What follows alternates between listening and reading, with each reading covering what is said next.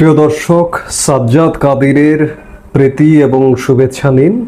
এই মুহূর্তে আপনাদের সামনে কথা বলতে এসেছি ভারতকে এড়িয়ে চীন, বাংলাদেশ, পাকিস্তানের নতুন প্ল্যাটফর্ম বাংলাদেশকে কোন পথে নিয়ে যাবে, এই প্রসঙ্গটি নিয়ে আপনাদের সামনে কথা বলতে এসেছি। আর নতুন করে আলাপের কিছু নেই যে গত এক বছর যাবৎ আমাদের সবচেয়ে নিকট প্রতিবেশী, সবচেয়ে যৌক্তিক প্রতিবেশী ভারত, সেই ভারতের সাথে আমাদের সম্পর্কটা কোন জায়গায় কত তলানিতে নেমে গেছে সেটি আর বলবার অপেক্ষা রাখে না। কূটনৈতিক সম্পর্কের নানা জায়গায় আঘাত এনেছে। দু দেশের মধ্যে ভিসা সম্পর্ক, একটি দেশের সাথে আরেকটি দেশের সবচেয়ে বড় সম্পর্কের জায়গাটি যেটি গণ্য করা হয় সেটি হচ্ছে ভিসা সম্পর্ক। সেই ভিসা সম্পর্ক এক প্রকার আমাদের সাথে ভারতের বন্ধ। শুধুমাত্র চিকিৎসা ভিসা এবং শিক্ষার্থী ভিসাটি কোনো রকমের নামমাত্র চালু আছে। তারপরেও চিকিৎসা ভিসার আবেদন করেও যথাযথভাবে ভিসা বাংলাদেশিরা পায় না। এই হচ্ছে সম্পর্ক। এরই মধ্যে ভারত আমাদের আরো নানান সুযোগ সুবিধা বন্ধ করে দিয়েছে, ট্রান্সশিপমেন্ট সুবিধা বন্ধ করে দিয়েছে, স্থলপথে আমরা যে পণ্যগুলো রপ্তানি করতাম সেগুলো বন্ধ করে দিয়েছে। এগুলো কেন করেছে? আজ থেকে এক বছর আগে যে সরকারটি ছিল আওয়ামী লীগ সরকার, সেই সময় কেন করেনি? সেই সময় আওয়ামী লীগ সরকারটি পররাষ্ট্র নীতির ক্ষেত্রে এমনভাবে চলতো, কাউকে শত্রু গণ্য করতো না। চীনও বন্ধু, ভারতও বন্ধু, এমনকি চির বৈরী যে দেশটির সাথে আমরা যুদ্ধ করে স্বাধীনতা লাভ করেছি, পাকিস্তানের সাথেও সাংঘর্ষিক অবস্থায় যায়নি। একটা স্বাভাবিক কূটনৈতিক সম্পর্কে ছিল। পাকিস্তানের হাই কমিশন বাংলাদেশে আছে, বাংলাদেশের হাই কমিশন পাকিস্তানে আছে, অর্থাৎ সম্পর্ক নেই এটি তো কেউ বলতে পারবে না। কিন্তু আজকে গত এক বছরে বাংলাদেশ যেন গায়ে পড়ে পৃথিবীর ব্লকে ব্লকে ভাগ হয়ে যাচ্ছে। ভারতের সাথে সম্পর্ক খারাপ করেছে, সম্প্রতি যুক্তরাজ্যের সাথে সম্পর্ক খারাপ করেছে। যুক্তরাজ্যের এক এমপি এক সাবেক মন্ত্রীর সাথে সংঘাতে জড়িয়ে। এখন প্রশ্ন হচ্ছে যে ভারতের সাথে সম্পর্ক খারাপ করলে বাংলাদেশের তো বহুমাত্রিক বিপদ হতে পারে। এমনকি পাকিস্তানও যদি ভারতের সাথে মিলিয়ে না চলে, পাকিস্তানেরও বিপদ হতে পারে। সেই জায়গায় এমন যখন প্রেক্ষাপট এবং আরো উদ্বেগের বিষয়, আমাদের এই অঞ্চল বিশেষ করে মধ্যপ্রাচ্য থেকে দক্ষিণ পূর্ব এশিয়া, এই মুহূর্তে মধ্যপ্রাচ্য একটা সংকটের মধ্যে। ইরান, ইসরায়েল, মার্কিন যুক্তরাষ্ট্র ত্রিদেশীয় যুদ্ধে লিপ্ত। ঠিক এই যুদ্ধে লিপ্ত যখন, নানা রকম বৈশ্বিক সংকট যখন, তখন বাংলাদেশ আরেকটি নতুন জোটে, নতুন একটি প্ল্যাটফর্মে যুক্ত হয়ে বাংলাদেশ নিজেদের জন্য আর এক বিপদ ডেকে আনলো। প্রথমবার ত্রিপাক্ষিক বৈঠকে বসলো চীন, পাকিস্তান, বাংলাদেশ। এটিকে ভারত খুব স্বাভাবিকভাবে দেখছে না। জানা গিয়েছে ব্যবসা, বিনিয়োগ, স্বাস্থ্য, জল সম্পদ সহ নানা খাতে সহযোগিতা বাড়াতে বাংলাদেশ ও পাকিস্তানকে নিয়ে নতুন ত্রিপক্ষীয় জোট করেছে চীন।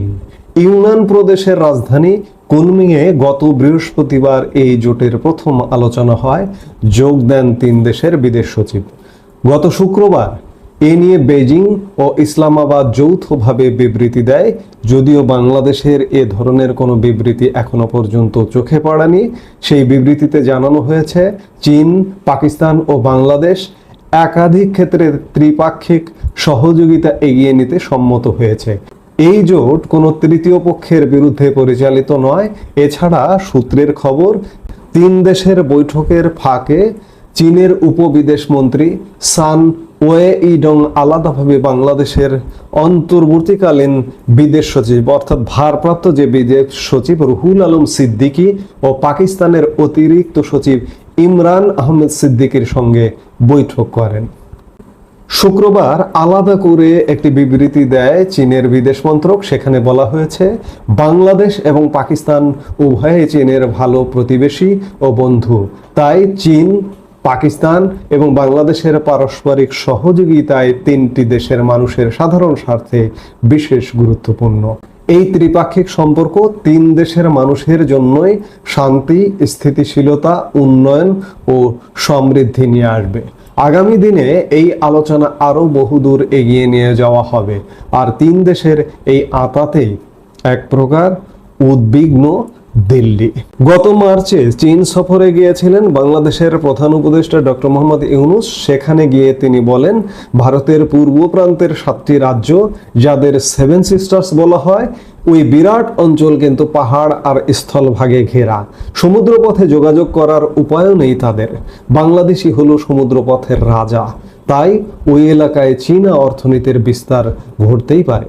এই মন্তব্যের ইঙ্গিত অত্যন্ত স্পষ্ট যে ভারতের 7 রাজ্য বা সেভেন সিস্টার্সকে ভেঙে ফেলতে চায় বাংলাদেশ। এই একই ইচ্ছা চীনের, যদিও সেই চৈনিক চাল বারবার ব্যর্থ হয়েছে। অন্যদিকে পাকিস্তানও এখন নতুন বাংলাদেশকে কাছে টানতে মরিয়া, যাতে ঢাকার সঙ্গে হাত মিলিয়ে ভারত বিরোধী শক্তিগুলোকে আরো তাতিয়ে দেওয়া যায়। এটি হচ্ছে সংবাদ মাধ্যমের খবর। এখন ঘটনা হচ্ছে যে ভারতের এক পাশে পূর্ব পাশে বাংলাদেশ, পশ্চিম পাশে পাকিস্তান। চীন বাংলাদেশ এবং পাকিস্তানকে নিয়ে খেলতে চাইছে। আর এক বড় খেলোয়াড় পাকিস্তান বাংলাদেশের সাথে এক প্রকার প্রতিপক্ষ। পাকিস্তানের সাথে যুদ্ধ করেই বাংলাদেশ স্বাধীনতা মুক্তিযুদ্ধে বিজয়ী হয়ে একটি স্বাধীন বাংলাদেশের জন্ম হয়েছিল। অত্যন্ত পরিতাপের বিষয়, অত্যন্ত দুঃখের বিষয়, এই মুহূর্তে বাংলাদেশের রাষ্ট্রীয় ক্ষমতায় যারা আসীন তারা সেই গোষ্ঠী যারা বাংলাদেশের স্বাধীনতা চায়নি, মুক্তিযুদ্ধ চায়নি, তারাই এখন এই মুহূর্তে বাংলাদেশের ক্ষমতায় আসীন। আর এই সুযোগটাকেই পাকিস্তান কাজে লাগাতে চাইছে। পাকিস্তান বরাবরই ভারতের সাথে একটা বৈরী সম্পর্ক রেখে চলে। এখন আমি এর আগে একটি ভিডিওতে বলেছিলাম যে পাকিস্তানের লেজ কাটা, বাংলাদেশের লেজটিও সুযোগ পেয়ে পাকিস্তান কাটতে চাইছে। এর সাথে যোগ দিয়েছে চীন। এবং এই যে যোগ দেওয়া চীন, পাকিস্তান, বাংলাদেশ ত্রিদেশীয় যদি একটি প্ল্যাটফর্ম হয়, আনুষ্ঠানিক হোক আর অনানুষ্ঠানিকই হোক না কেন, ভারত এটিকে কোনোভাবেই ভালোভাবে দেখবে না। কারণ মাথায় রাখতে হবে, মনে রাখতে হবে, ভারত শুধুমাত্র এই অঞ্চলেরই একটা গুরুত্বপূর্ণ রাষ্ট্র নয়। ভারত এই মুহূর্তে পৃথিবীরই গুরুত্বপূর্ণ রাষ্ট্র। পৃথিবীর অর্থনীতির 5ম বৃহত্তম অর্থনীতির দেশ হচ্ছে ভারত। সামরিক শক্তিতে আপনারা জানেন, এগুলো বারবার আমরা বলি, বিভিন্ন ভিডিওতে আলাপ প্রসঙ্গে বলি। সেই ভারত পাকিস্তানকে যদি ধরতে চায়, বাংলাদেশকে যদি মারতে চায়, বাংলাদেশকে ঠেকানোর কিন্তু কোনো কায়দা নেই, কোনো উপায় নেই। পাকিস্তান বাংলাদেশকে এসে পাকিস্তানের কি হবে সেটা পাকিস্তানের বিষয়। আমরা বাংলাদেশের নাগরিক হিসেবে, বাংলাদেশের মানুষ হিসেবে বলতে চাই যে সারা পৃথিবীর সাথে একটা স্বাভাবিক সম্পর্ক রাখা উচিত।